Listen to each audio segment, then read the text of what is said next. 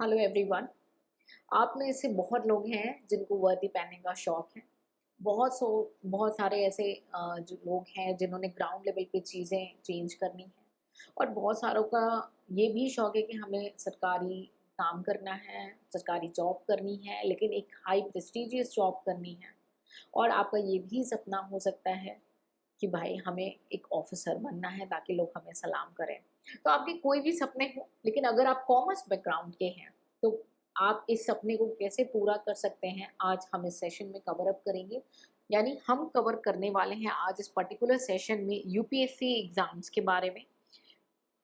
मैं आपको road map बताना चाहूँगी कि हम आज के सेशन में क्या-क्या बातें करेंगे ताकि आप इस सेशन का पूरा बेनिफिट उठा सकें।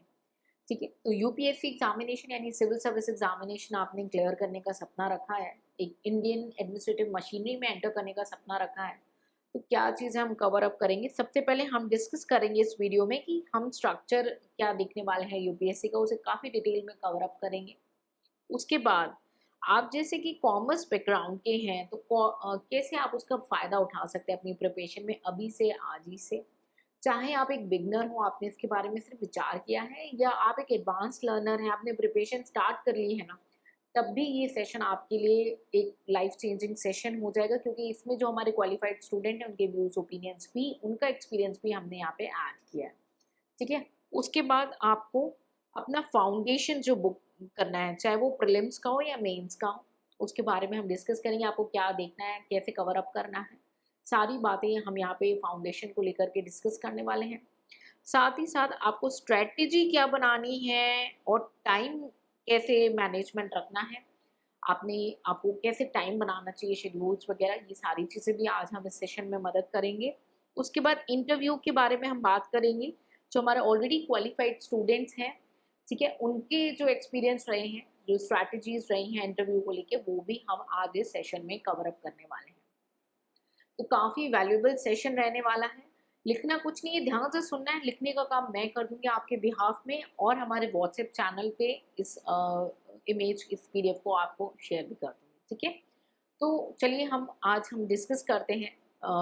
सबसे पहले कि भई अगर आपको वर्दी पहननी है या जो ग्राउंड लेवल में कुछ चेंज करना है या इंडियन एडमिनिस्ट्रेटिव सिस्टम में आपको एंटर करना है, तो आपको एग्ज़ाम जो क्वालीफाई करना होता है यूपीएससी एग्ज़ाम, यानी ये जो एग्ज़ाम है वो union public service commission conduct कराती है, ठीक है?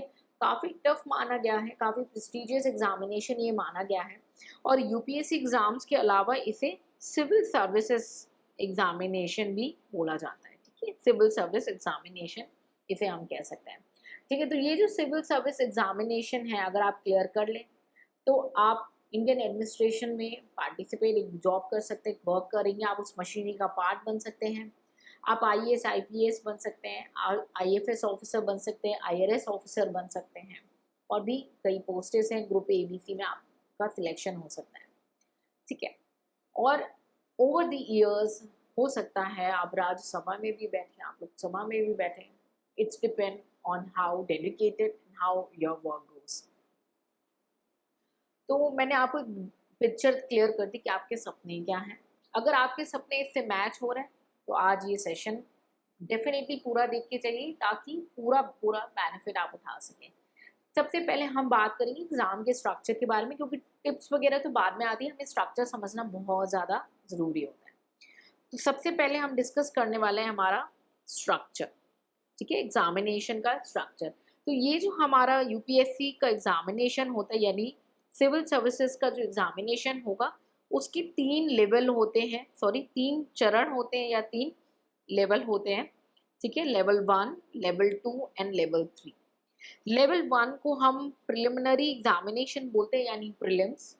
लेवल 2 को हम मेंस एग्ज़ामिनेशन बोलते हैं, यानी मेंस। और लेवल 3 को हम पर्सनैलिटी टेस्ट बोलते हैं, यानी इंटरव्यू, ठीक है? इन तीनों के बारे में हम डिस्कस करेंगे। पहला जो लेवल है प्रीलिम्स एग्ज़ामिनेशन यानी प्रिलिमिनरी एग्ज़ामिनेशन, ये एमसीक्यूज़ के फॉर्म में होगा, यानी ऑब्जेक्टिव वाइज़ टेस्ट होता है, यानी जो भी सर्कल फिल करते हैं ऑब्जेक्टिव या टिक करते हैं 1, ठीक है? तो ये एमसीक्यूज़ फॉर्म में होता है, ऑब्जेक्टिव टाइप पेपर होता है।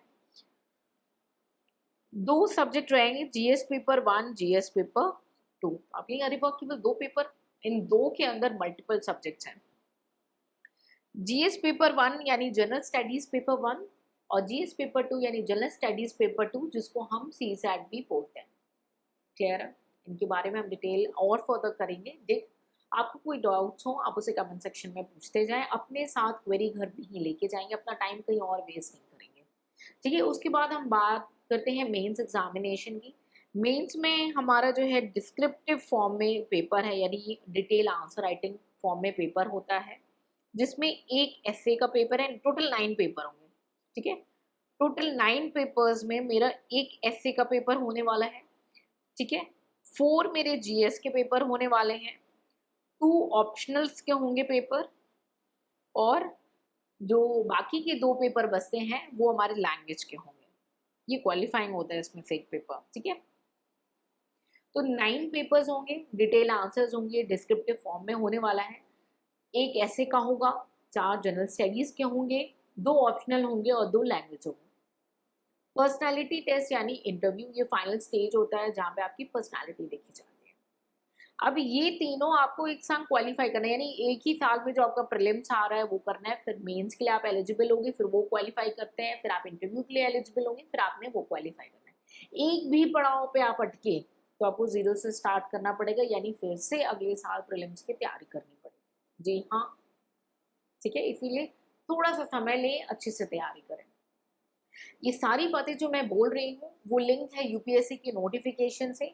हम यूपीएससी की नोटिफिकेशन भी आपके साथ शेयर कर देंगे, उसके ग्लिम्स भी आपके साथ शेयर करेंगे। अगर आपको ऐसी नोटिफिकेशंस नहीं दिखती, नहीं मिल पाती, तो आप उसे कमेंट सेक्शन में पूछ के हमसे डिमांड कर सकते हो। क्लियर? उसके बाद हमने जब ये स्ट्रक्चर देख लिया प्रीलिम्स, मेंस एंड इंटरव्यू का, फिर हम आते हैं हमारे इंपॉर्टेंट टॉपिक पे कि एज अ कॉमर्स स्टूडेंट, ठीक है, कॉमर्स बैकग्राउंड आपके लिए कैसे मदद कर सकता है। ठीक है, तो स्टेज जो हमारा नेक्स्ट डिस्कशन होने वाला है, लेवरेजिंग कॉमर्स बैकग्राउंड। ठीक है, कैसे कौन कौन से सब्जेक्ट्स का हम जो है बेनिफिट ले सकते हैं। तो सबसे पहले हम बात करते हैं इकोनॉमिक्स की। ठीक है, सो कॉमर्स स्टूडेंट है, यूनिक एडवांटेज हमें मिलता है यूपीएससी के तीनों चरण में। इकोनॉमिक्स जो है काफ़ी इंपॉर्टेंट पेपर है और काफ़ी इंपॉर्टेंट रोल लगता है आपके जीएस पेपर में। तो ये आपके लेवल 1 में भी आएगा, यानी प्रीलिम्स के जीएस पेपर का भी पार्ट है, लेवल 2 में भी आएगा और लेवल 3 में भी आएगा। लेवल 2 में भी जीएस पेपर इकोनॉमिक्स एक स्पेसिफिक सब्जेक्ट है, लेवल 3 इंटरव्यू के करंट अफेयर्स का पार्ट हो सकता है। क्लियर है? तो इकोनॉमिक्स आपका बेस है, काफ़ी इंपॉर्टेंट है कॉमर्स बैकग्राउंड के लिए, और as it is cover up हो जाता है। माइक्रो और मैक्रो की जो आपकी अंडरस्टैंडिंग है, पब्लिक फाइनेंस की अंडरस्टैंडिंग है, इकोनॉमी की अंडरस्टैंडिंग है, ये आपके प्रीलिम्स, मेंस एंड इंटरव्यू में रोल रखती है। उसके बाद हम बात करते हैं हमारे अकाउंट्स की या बिजनेस स्टैंडर्ड्स, बिजनेस स्टडीज़ की। तो ये भी आपके लिए कॉन्सेप्ट लाइक कॉर्पोरेट गवर्नेंस वगैरह, फाइनेंशियल मैनेजमेंट, ये आपके प्री एंड मेंस दोनों में रोल लगते हैं, लेवल 1 एंड लेवल 2 में। उसके बाद थर्ड हम बात करते हैं ऑप्शनल की। कॉमर्स बैकग्राउंड के हैं तो आप लेवल 2 यानी मेंस में आप commerce and accountancy as an optional choose कर सकते हैं। काफ़ी स्कोरिंग सब्जेक्ट है, ये ऑप्शनल है। आप मेरी बातों पे नहीं जाए, आप यूपीएससी के हमारे जो लिंक्स शेयर किए गए हैं यूपीएससी की बातों पे जाएं, उसको देखिए। ये काफ़ी स्कोरिंग सब्जेक्ट्स हैं और आप अगर राइट स्ट्रैटेजी के साथ इसे प्रिपेयर कर सकते हैं, आप डेफिनेटली इसे क्वालिफाई करेंगे। ठीक है, तो कॉमर्स बैकग्राउंड के होने के 3 फायदे मैंने आपको ऑटोमेटिकली दिखा दिए। ये कोई छोटे फायदे नहीं है, काफ़ी इंपॉर्टेंट एंड स्ट्रॉन्ग हैं ये फायदे। उसके बाद फाउंडेशन, आपने अपनी फाउंडेशन कैसे बनानी है। ठीक है, फाउंडेशन यानी आपकी स्ट्रॉन्ग होनी चाहिए आपकी बेसिक्स। तो सबसे पहले आपने देखना है एनसीईआरटी। ठीक है, 6 to 12 आपने एनसीईआरटी कवर अप करनी है क्लास 6 to 12 की। ये आपको एक फंडामेंटल कॉन्सेप्ट आपके क्लियर कर लेगा, काफ़ी क्लियर अंडरस्टैंडिंग दे देगा आपके फंडामेंटल कॉन्सेप्ट्स की। तो आपने एनसीईआरटी बुक्स कवर अप करनी है क्लास 6 to 12। उसके बाद कुछ स्टैंडर्ड बुक आती है। ठीक है, स्टैंडर्ड बुक्स लाइक पॉलिटी की होगी, लक्ष्मीकांत है हमारी इंडियन पॉलिटी की, बिपिन चंद्रा की इंडिया स्ट्रगल फॉर इंडिपेंडेंस है। ऐसे हर सब्जेक्ट्स की आपकी कुछ स्टैंडर्ड बुक्स हैं, हिस्ट्री, ज्योग्राफी, इकोनॉमिक्स, आपने स्टैंडर्ड बुक्स को कवर अप करना है। उसके बाद नेक्स्ट हम बात करेंगे न्यूज़पेपर एंड मैगजीन के, ठीक है। सो न्यूज़पेपर आपको रेगुलरली द हिंदू पढ़ना है, द इंडियन एक्सप्रेस पढ़ना है। मैगजीन लाइक योगना एंड कुरुक्षेत्र आप पढ़ सकते हैं, करंट अफेयर से अपडेटेड रहेंगे और इसका जिस्ट बनाते जाइएगा, क्रक्स बनाते जाइएगा, शॉर्ट नोट बनाते जाइएगा, ताकि आंसर राइटिंग में भी उसे लिख सकें और अगर प्रीलिम्स का लेवल 1 में आता है तो आप उसका बेनिफिट उठा सकें। अब आप सोचेंगे मुझे कैसे पता कि न्यूज़ में या मैगजीन में मेरे को किन बातों पे ध्यान रखना है। अगर आपको ऐसा डाउट है आप उसे कमेंट सेक्शन में पूछ के क्लियर करेंगे, हम उसे डिटेल में डिस्कस कर देंगे।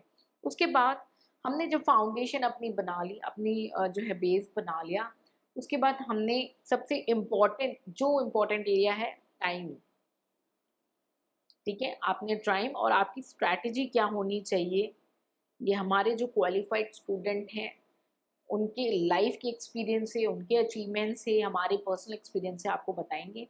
आपने डेली शेड्यूल बनाना है, अपना डेली शेड्यूल बनाना है, एक स्पेसिफिक टाइम एलोकेट करना है हर एक सब्जेक्ट को, उसी सिलेबस उसी शेड्यूल पे स्टिक रहना है, किसी और को कॉपी पेस्ट नहीं करना। कई वजह हैं, आप एक यूनिक पर्सन हैं, आपकी अपनी कैपेबिलिटीज़ हैं, आपके स्ट्रेंथ एंड वीक एरियाज होंगे सब्जेक्ट्स के, आपकी हेल्थ सिचुएशन होगी, पढ़ने की क्षमता अलग होगी, है ना, आपके घर की परिस्थितियाँ अलग होंगी। तो आपने अपना शेड्यूल बनाना है और उसको फॉलो करना है स्ट्रिक्टली। शेड्यूल बनाने के साथ साथ आपने हर सब्जेक्ट को कवर अप करना है, कवरिंग अलग करनी है, उसके रिवीजन के लिए अलग समय निकाल के रखना है और टेस्ट के लिए अलग। तो आपने कवरेज के लिए भी समय रखना है, रिवीजन के लिए भी समय रखना है अपने शेड्यूल में और टेस्ट के लिए भी समय रखना है। क्लियर है। उसके बाद सबसे इम्पोर्टेंट बात नोट्स की। आजकल काफ़ी कॉमन फैशन देखा गया है कि कुछ स्टूडेंट क्वालिफाइड हो चुके हैं या किसी ने अपने नोट्स बना दिए, तो आपने वो बाय करना है और उसको पढ़ना है। ये गलती बिल्कुल भी नहीं करेंगे। नोट्स मेकिंग जो है वो 1 डे रिवीजन के लिए होती है, वो क्विक रिवीजन के लिए होती है। कोई चीज़ सामने वाले व्यक्ति के लिए मे बी ईजी हो, आपके लिए डिफ़िकल्ट हो, या उसके लिए डिफ़िकल्ट हो, आपके लिए ईजी हो। उसके लिए इम्पोर्टेंट ना हो, आपके लिए इम्पोर्टेंट हो, आपकी कला है। रिवीजन नोट आपके खुद के होने चाहिए। सेम बुक में स्पेस है तो वहीं बना लें, डिफरेंट मटेरियल ना बनाएं। अगर सेम बुक में स्पेस नहीं है तो थिन पेपर A4 शीट्स में बनाएंगे, एक बंडल बना। सो आपने नोट्स बनाने हैं, खुद के इम्पोर्टेंट पॉइंट्स को हाईलाइट करना है और समराइज करना है करंट अफेयर्स को। मेरा पर्सनल सजेशन यही रहता है कि जो भी आप स्टैंडर्ड बुक्स को यूज़ कर रहे हैं, अगर उससे रिलेटेड कुछ है तो आपने नोट्स मेकिंग वहीं बनानी है, करंट अफेयर्स भी वहीं पुट करना है। और अगर कोई जनरल करंट अफेयर्स हैं तो उसके नोट्स आपने सेपरेट बना के रखने हैं, ताकि अगर फॉर एग्जांपल आपने पॉलिटी उठाया और आप प्रेसिडेंट के बारे में पढ़ रहे हो, तो आपने प्रेसिडेंट की इम्पोर्टेंट चीज़ों को वहीं पे हाईलाइट किया, वहीं पे आपने रिवीजन नोट बना रखे हैं, वहीं पे करंट अफेयर्स की कुछ इंपॉर्टेंट बातें डाल दी हैं, वहीं पे आपने मॉक टेस्ट से कुछ सीखा था वो डाल दिया। एक ही जगह पे सब कुछ है, पेज पलटने में समय नहीं जाएगा, किताबें ढूंढने में समय नहीं जाएगा, वहीं पे करें, ठीक है। तो आपने नोट्स मेकिंग खुद की करनी है। उसके बाद हम मॉक टेस्ट के बारे में बात करेंगे और साथ ही साथ हमारे प्रीवियस ईयर पेपर्स के बारे में। सो मॉक टेस्ट करना बहुत ही ज़रूरी है। ये आपकी प्रिपरेशन को चेक करेगा, आपकी परफॉर्मेंस को एनालाइज करेगा, आपके वीक एरियाज आपको बताएगा, ताकि आप उस पर काम कर सकें, घर बैठे काम कर सकें, ताकि फाइनल एग्जामिनेशन में बेस्ट हो। प्रीवियस ईयर को सॉल्व करना बहुत ही ज़रूरी है। एनालिसिस को देखिए पहले पहले, उसके साथ सॉल्यूशन भी करें समय मिलने पे, ताकि आपको एग्ज़ाम का पैटर्न पता चले, किस तरीके के क्वेश्चन पूछे जाते हैं, आपने वो आइडिया लगे कैसे सॉल्व करने हैं। वो एनालिसिस करना काफ़ी ज़्यादा इम्पोर्टेंट है, ठीक है। तो ये हमारी जो है टाइम मैनेजमेंट और स्ट्रैटेजी मैनेजमेंट को लेकर के काफ़ी इम्पोर्टेंट बात है, आपने ज़रूर अप्लाई करनी है। मेरा प्रॉमिस है आप क्वालिफाई करोगे, आपने अगर सिंसियरली अप्लाई किया। लास्ट हम बात करने वाले हैं हमारे इंटरव्यू ट्रिप्स की, ठीक है। इंटरव्यू के जो प्रिपरेशन है उसके बारे में हम बात करेंगे, ठीक है। पर्सनालिटी टेस्ट जिसको हमने बोला, इसके लिए सबसे इम्पॉर्टेंट जो बात है वो आपकी होनी चाहिए कम्युनिकेशन स्किल। हिंदी इंग्लिश किसी में भी बात करो, आप कंफर्टेबल होने चाहिए, क्लियर होने चाहिए, जो बोल रहे हैं जो सोच रहे हैं वो थॉटफुल होना चाहिए, ठीक है। So work on your communication skills, please work on your communication skills, right. उसके बाद करंट अफेयर्स, हाँ जी, इंटरव्यू में ना कुछ अलग ही दौड़ चलती है, तो अच्छी से करंट अफेयर्स करना है, खास करके जो नेशनल बड़े मुद्दे हैं और इंटरनेशनल मुद्दे हैं, ठीक है। नेशनल इंटरनेशनल इवेंट्स पे अच्छे से ध्यान रखना है आपने, और उस पे अपने ओपिनियन भी बनाना शुरू करनी है। जी हाँ, अभी तक घर में बोलते थे ना, तुमसे तो ओपिनियन नहीं मांगा, लेकिन यहाँ आपसे पूछा जाएगा इंटरव्यू में आपका ओपिनियन। और एज अ घर के मेंबर भी, एज अ कंट्री के मेंबर, एज एन ऑफिसर आपके ओपिनियन पूछे जाएंगे। सो एज अ ऑफिसर अपने ओपिनियन बनाना शुरू कर देंगे आप, ठीक है। सो करंट अफेयर्स को आपने अपडेटेड रखना है, नेशनल और इंटरनेशनल दोनों इवेंट्स को, और अपने ओपिनियंस बनाने हैं डिफरेंट इश्यूज में। Clear? Third important area is mock interview. As per reviews कम से कम एक इंटरव्यू तो दे ही देना, अगर समय और फाइनेंस अलाउ करता है तो दो भी दे सकते हो। सो मॉक इंटरव्यूज में पार्टिसिपेट करना है, एक एक्चुअल इंटरव्यू का प्रोसेस कंडक्ट होता है, तो ये थोड़ा सा आपके अंदर अगर डर होगा तो निकालेगा, आपके अंदर एक कॉन्फिडेंस बिल्डअप करेगा, आपकी प्रेजेंटेशन स्किल को इम्प्रूव करेगा। सो आज के सेशन में आई होप इस मैराथन की तैयारी करने में मैंने आपकी थोड़ी सी मदद कर दी हो। आपसे रिक्वेस्ट है आप कंसिस्टेंट रहें, इंटरनली मोटिवेटेड रहें, बाहर से मोटिवेशन नहीं लें, आप खुद सफिशिएंट हैं। अपना स्मार्ट वर्क करें, स्मार्ट वर्क भी ज़रूरी है आज के ज़माने में। तो हार्ड वर्क तो आपकी कंसिस्टेंसी से हो ही रहा है, डेडिकेशन आपके अंदर इंटरनल मोटिवेशन है तो आ ही जाएगा। उसके बाद आपने स्मार्ट वर्क करना है, जीत आपकी 100% है, कोई नहीं रोक सकता, ठीक है। सो कॉमर्स स्टूडेंट होने के बाद आपको इसमें काफ़ी मदद मिल रही है, मैंने आपको रोड मैप एक शेयर कर दिया है। बस आपने क्या करना है, फोकस रहना है, काफ़ी अपने पे विश्वास रखते हुए फोकस रखना है। सीढ़ियाँ डगमगाएं भी, टूट भी जाएं, लेकिन कदम आपके चलते रहने चाहिए। डू समथिंग प्रिंसिपल पे काम करना है, कुछ ना कुछ करते रहना है, जीत जरूर मिलेगी। हार मत मानना, जिद्दी बन जाओ, इसमें तो बन ही जाओ, ठीक है। So this is all for today, आज के लिए बस इतना ही, ठीक है। अगर आपको इस वीडियो में मदद मिली हो, जो मैंने आपसे शेयर करना चाहा, आपको उससे आइडिया मिला हो, सो अपने views and opinions definitely share करिए। कोई क्वेरीज, कोई क्वेश्चंस हैं, उसे अपने साथ घर ना लेके जाएं, हमारे साथ पूछ करके, डिस्कस करके कंप्लीट करें। अगर आप कॉमर्स ऑप्शनल, मैनेजमेंट ऑप्शनल की प्रिपरेशन कर रहे हैं तो उसके बारे में हमारे प्लेटफॉर्म पे डिटेल कवर अप कर सकते हैं, ठीक है। उसके बाद अगर आपको कुछ डिस्कस करना है, you want to discuss anything related to the UPSC preparation as a former commerce background, do feel free to ask in a comment section. Okay, so see you in the next session with more knowledge, more information. Till then, take care, bye bye, and Jai Hind.